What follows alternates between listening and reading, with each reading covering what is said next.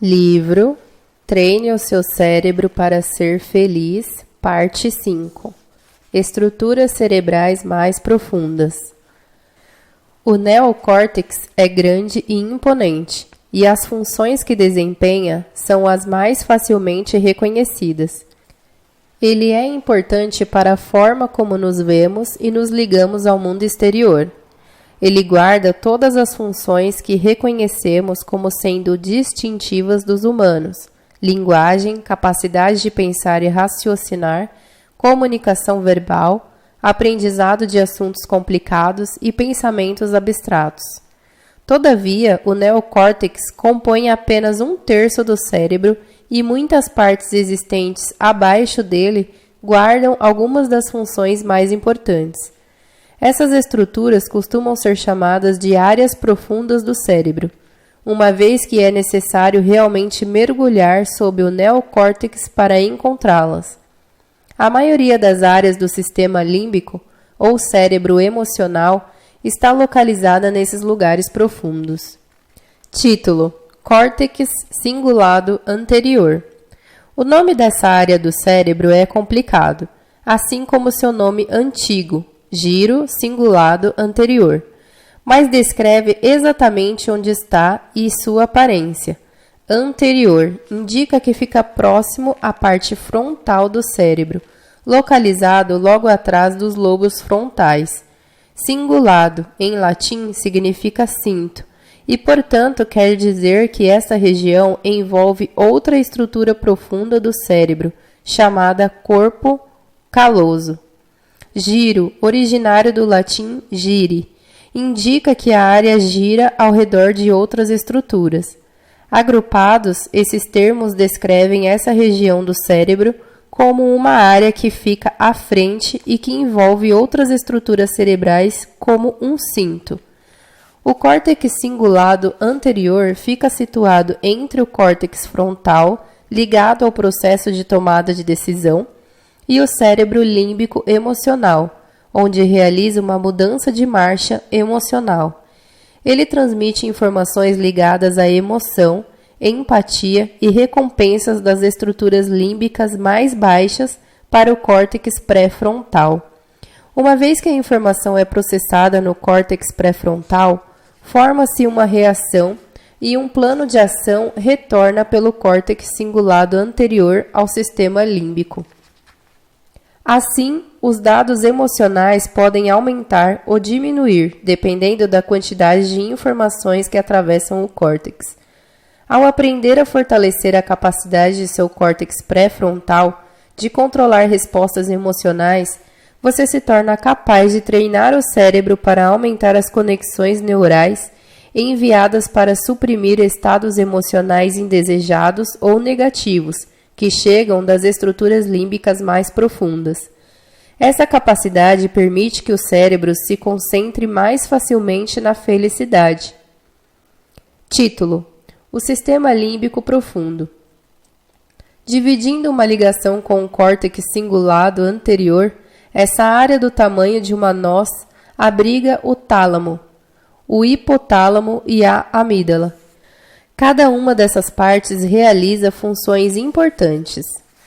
Tálamo, localizado no topo do tronco cerebral, transmite mensagens da medula espinhal para o cerebelo e da medula espinhal para o sistema nervoso.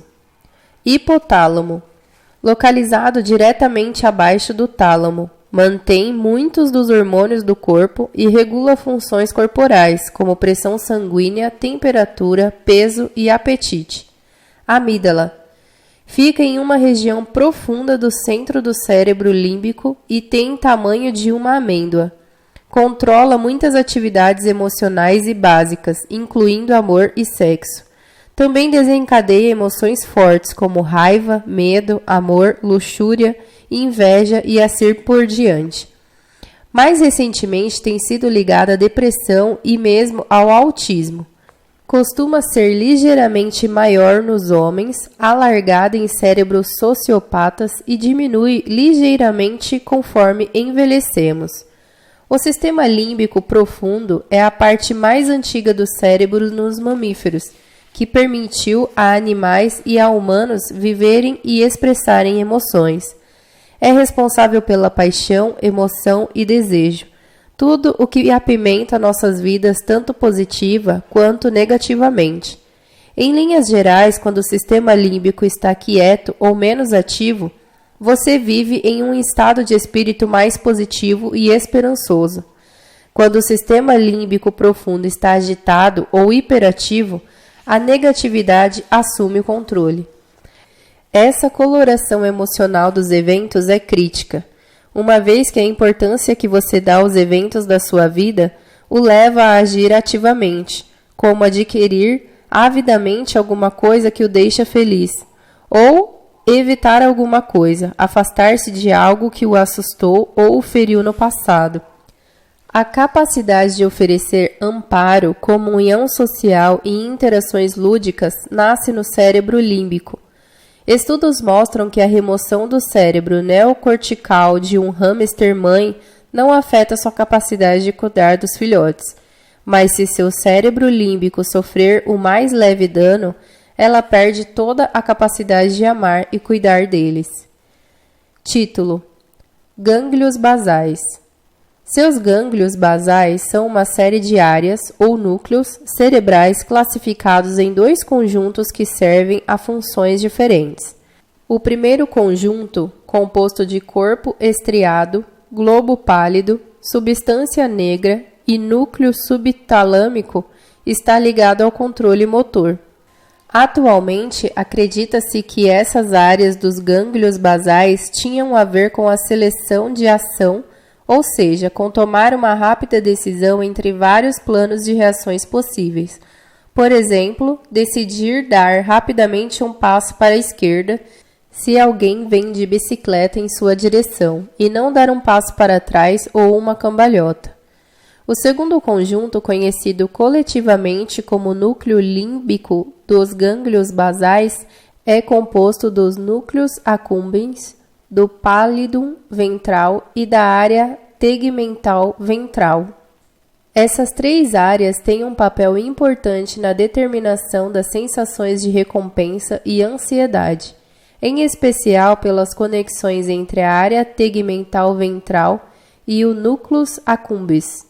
Muitas drogas que causam vício, como cocaína, anfetaminas e nicotina, afetam esse caminho, assim como recompensas mais naturais, como saborear uma comida deliciosa e fazer sexo.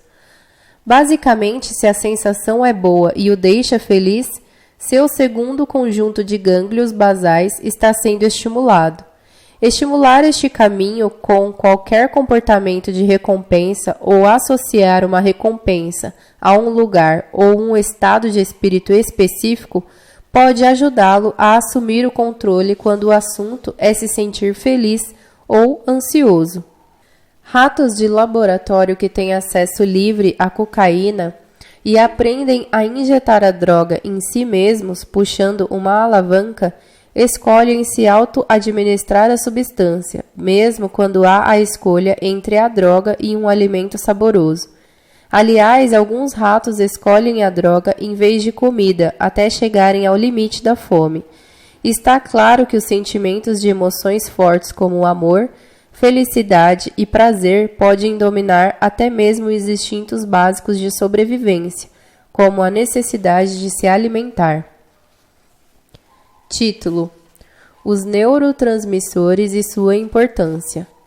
O cérebro é composto de uma rede de neurônios cuja única responsabilidade é transmitir sinais de uma célula a outra, sinais que são eletricamente transportados entre os neurônios.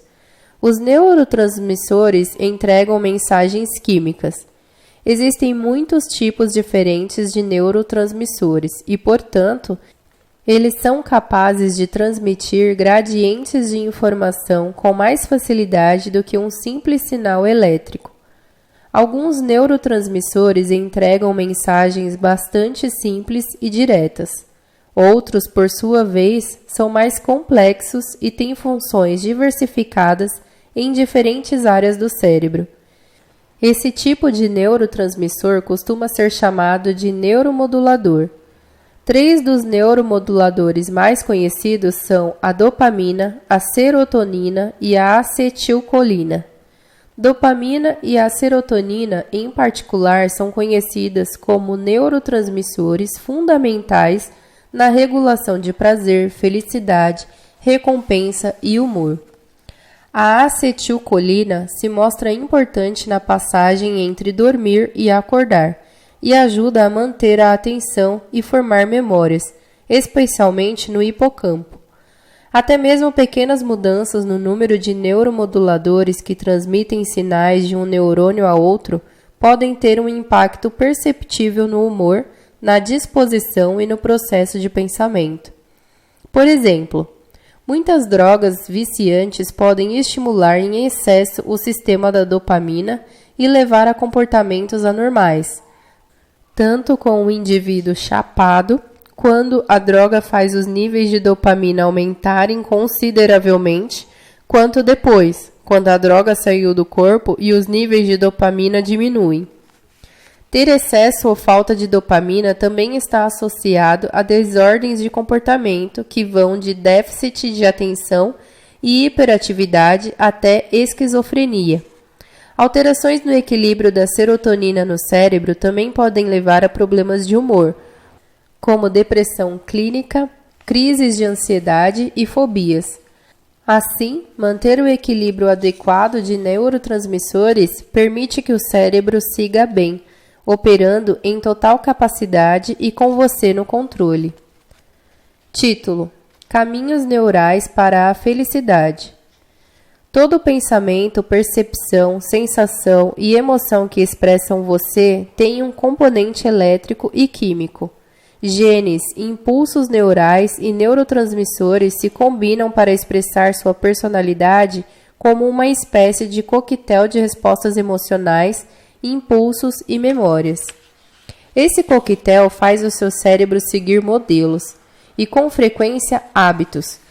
Hábitos se formam como um caminho cerebral simplesmente porque este caminho neuronal particular foi estimulado muitas vezes, em geral porque o estímulo original foi percebido como positivo.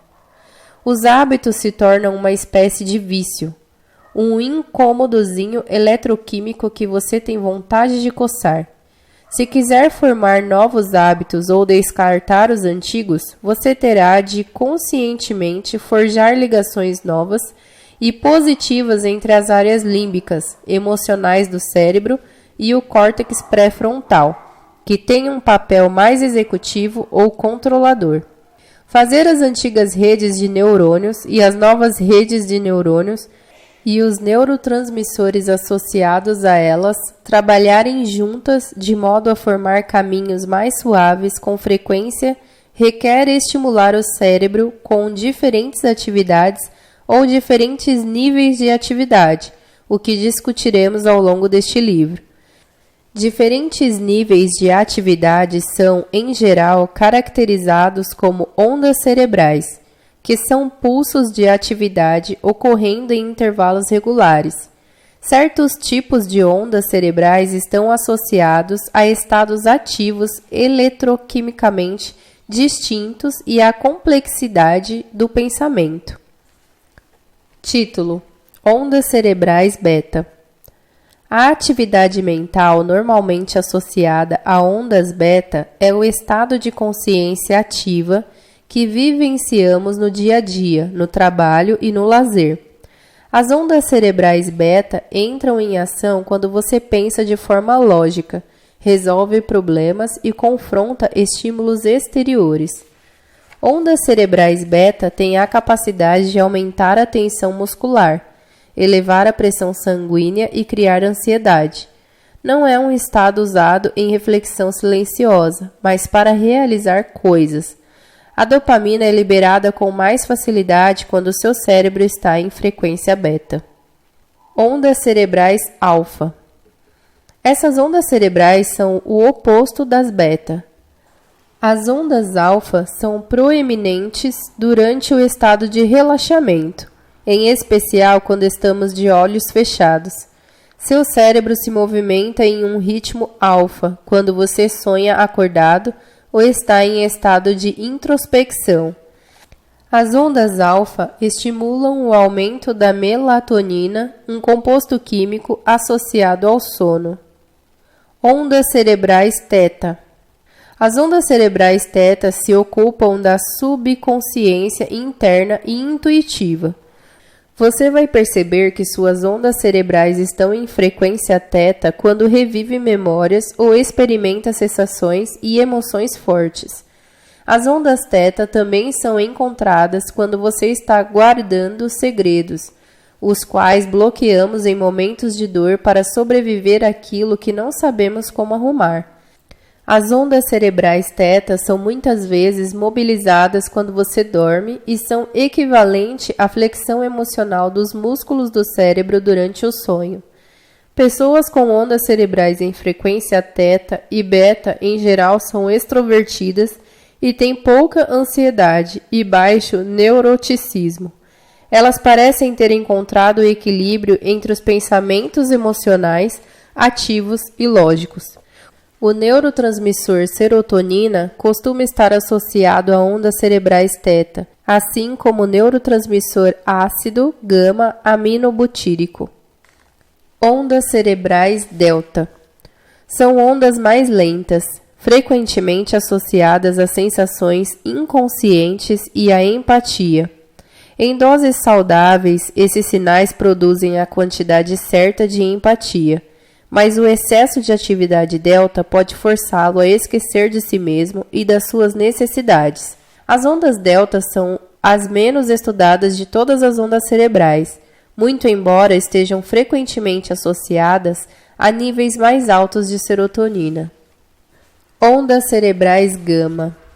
As ondas gama são, sem dúvida, as mais rápidas ondas cerebrais, operando a uma frequência entre 25 e 100 Hz, embora sua média seja 40 Hz. Neurocientistas só as descobriram recentemente quando aqueles que estudavam o sistema visual perceberam que dois neurônios não ligados pareciam começar a disparar quando se chega a uma oscilação de aproximadamente 40 Hz. Isso é similar a um músico de jazz tocando um solo de saxofone enquanto o outro toca outra música ao piano e os dois passam a tocar as mesmas notas, ao mesmo tempo, de forma totalmente sincronizada.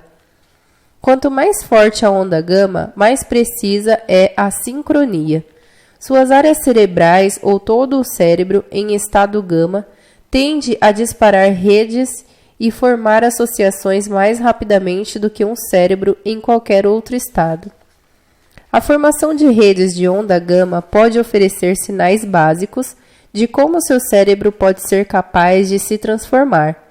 Quando impulsos são transmitidos em velocidade ótima, conexões são formadas mais facilmente em uma mente ativa. Permitir que o seu cérebro alcance um estado gama pode oferecer informações vitais de como ele pode se transformar e de como você pode controlar os parâmetros de tal transformação.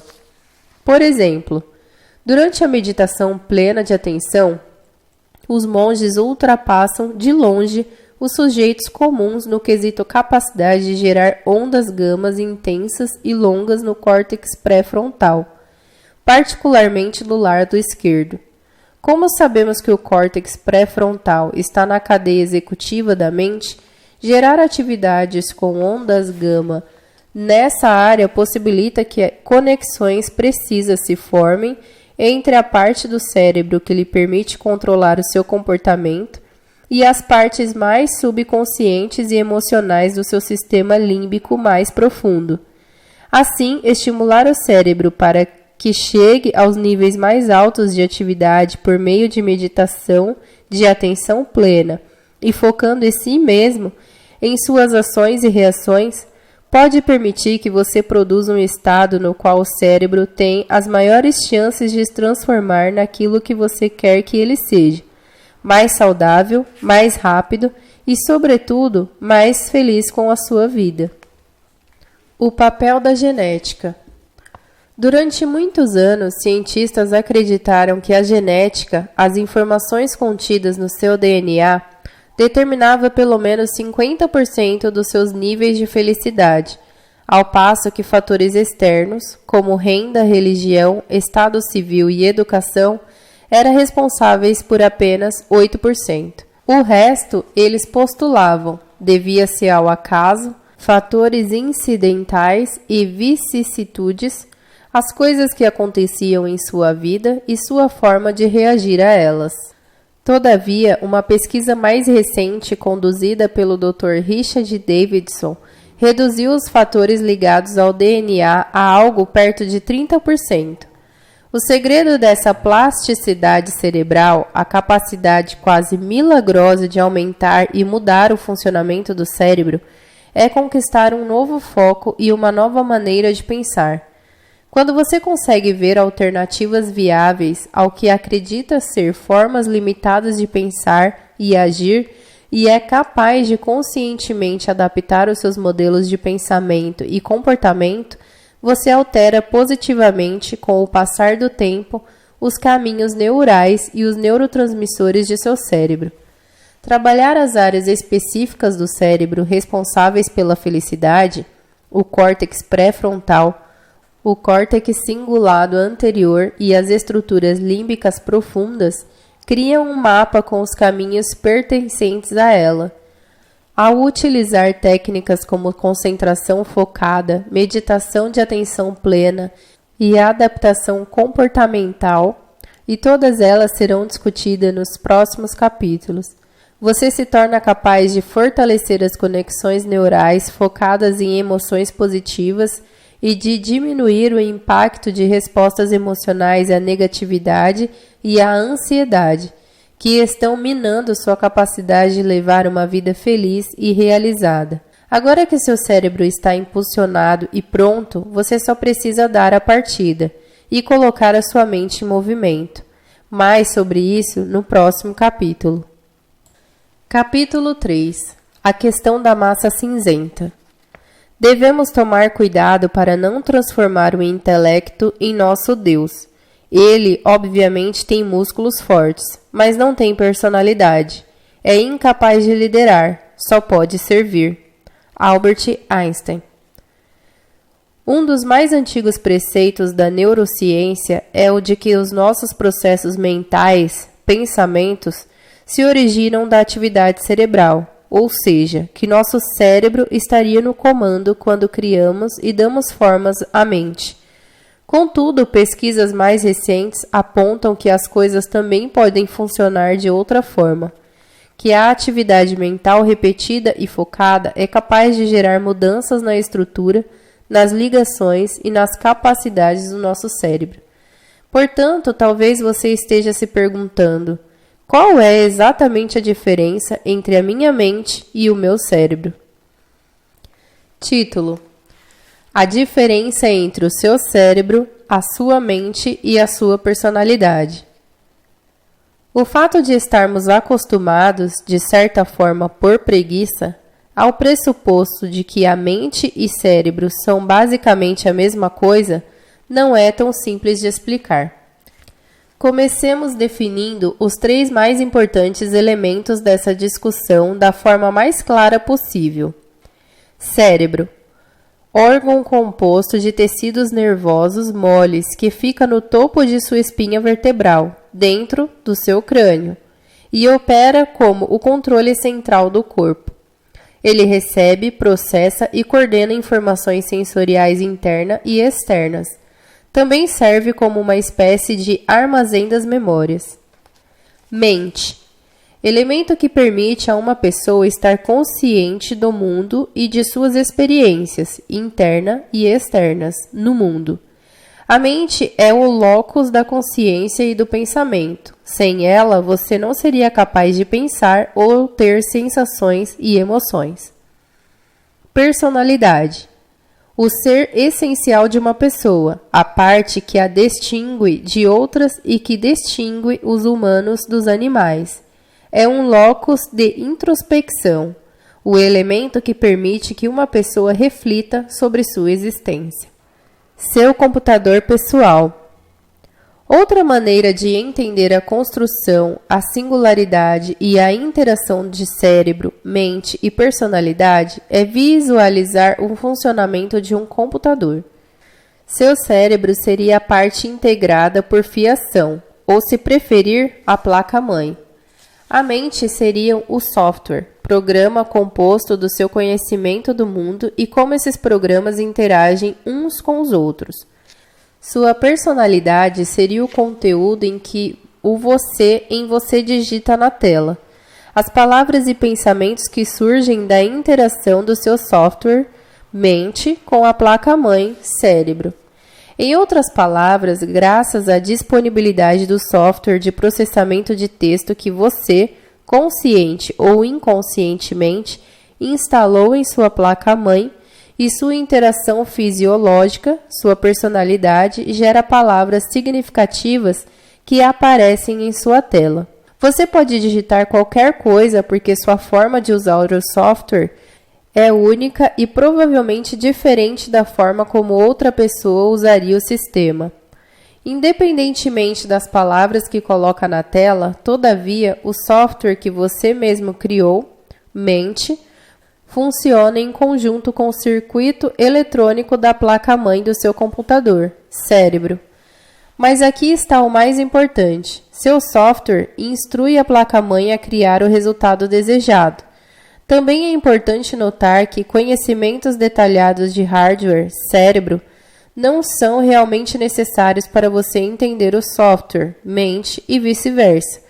Você não precisa saber como seu processador de texto interage com o sistema de memória do computador para usar a ferramenta. E tanto o hardware, cérebro, quanto o software, mente, são irrelevantes para o conteúdo que surge na personalidade, porque o usuário final, você, utiliza o software e o hardware da forma como precisa usá-los. Mentes são produtoras dos cérebros e personalidades dependem de mentes, mas cada qual requer formas diferentes de compreensão. Título: O cérebro e o processo de pensamento consciente. O cérebro realiza algumas atividades essenciais relacionadas ao seu processo de pensamento consciente. As várias regiões do cérebro têm funções muito específicas e cada uma atende a necessidades da mente. Basicamente, seu cérebro realiza as seguintes funções: absorve informações sensoriais dos ambientes interno, corpo e externo, mundo. Usa essa informação para criar regras condicionais acerca dos ambientes. Utiliza essas regras condicionais para responder a informações posteriores dos ambientes interno e externo, comparando o novo input às regras pré-existentes, o que leva a eventuais mudanças nos ambientes externo e interno, isso é, por meio de músculos e glândulas. A mente e o processo de pensamento consciente. A mente executa algumas tarefas essenciais relacionadas ao seu processo de pensamento consciente, como aumenta o poder dos impulsos elétricos no cérebro, mantenha a pessoa acordada e capaz de conscientemente processar informações advindas do mundo externo, mantenha a consciência atenta a inputs focados e os compara às regras do cérebro, processando reações conscientes. Cria pensamentos abstratos e complexos, unindo e desvendando informações que para o cérebro podem não estar interligadas. Gera lógica e raciocínio com base em sentidos e percepções. Contém o que nós, humanos, gostamos de chamar de alma. Sua anatomia cinzenta e branca. O cérebro é frequentemente descrito como uma bola de mais ou menos 1,3 kg, de uma massa cinzenta cuja consistência é algo entre gelatina e tofu. E em grande parte isso é verdade. Os tecidos vivos dessa massa têm uma cor marrom acinzentada, que vem dos vasos sanguíneos capilares que alimentam as células cerebrais e os corpos celulares neuronais, naturalmente cinza. Algumas partes do cérebro têm neurônios chamados de matéria branca, que na verdade são ligeiramente rosados devido a uma coisa chamada bainha de mielina, que isola as células cerebrais. A maior parte da matéria branca é composta de ligações longas entre uma área do cérebro e outra. É na matéria cinza que se dá a maior parte dos pensamentos e processamentos, mesmo com a cor sendo um tanto monótona. Um estudo recente da Universidade College, em Londres, apontou que as pessoas com capacidade introspectiva mais forte, aquelas que são boas em pensar sobre pensamento, têm um volume maior de matéria cinza no córtex pré-frontal.